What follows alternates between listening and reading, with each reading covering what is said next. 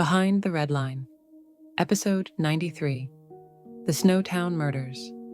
Snowtown Murders, South Australia, 1992 to 1999. The barrels weren't the beginning, they were the end. In 1999, police opened a disused bank vault in Snowtown, South Australia. Inside were 6 large plastic barrels. They were sealed, they were heavy, and they were leaking. When the lids were finally removed, investigators found human remains dissolved in acid. It was not a single murder scene, it was evidence of a system, and Snowtown was only where the bodies ended up, not where the violence began. In the early 1990s, parts of South Australia were struggling. Unemployment was high, housing was unstable. Suburbs were fractured by poverty, addiction, and isolation. People lived close together, but lives were disconnected. This kind of environment does not create killers, but it creates space for manipulation. Because when systems fail, people look for authority wherever they can find it. John Bunting was not charismatic in a traditional sense. He was intense, controlling, obsessive. Bunting believed he was morally superior to those around him. He fixated on pedophiles, welfare recipients, drug users, and anyone he deemed undesirable.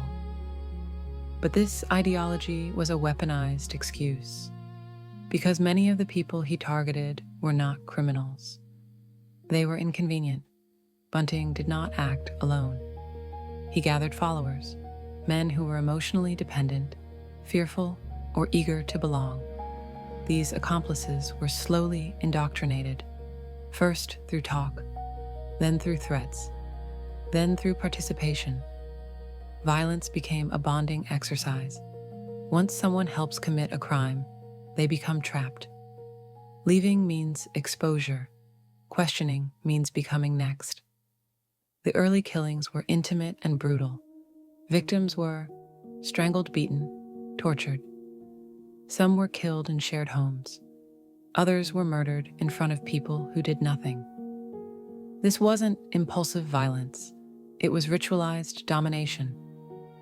The victims of the Snowtown murders included people with disabilities, drug users, friends and acquaintances, partners of group members, individuals falsely accused of being pedophiles. What united them was not guilt. It was vulnerability. They had no one powerful to protect them. After murder, bodies were dismembered, organs were removed, limbs were separated, remains were placed in barrels filled with acid. This served 2 purposes: concealment, dehumanization. The victims were reduced to waste, and that was the point. Neighbors noticed things, friends suspected violence, family members felt fear, but no one spoke, because Bunting ruled through terror. He convinced people that police were corrupt, that outsiders couldn't be trusted, that silence was safety. This is how cult dynamics work. The case unraveled not through confession, but through exposure. When police finally searched the Snowtown vault, the scale of the crimes became undeniable. Eventually, 12 victims were confirmed. More were suspected. Australia was stunned. John Bunting and key accomplices were convicted. Bunting received life imprisonment without parole. The court described the crimes as among the worst in Australian history. But even the verdicts could not fully explain how this happened. The Snowtown murders are often remembered for the barrels, but the barrels were not the horror. The horror was how many people knew, how many stayed silent, how violence became normal. This was not one man.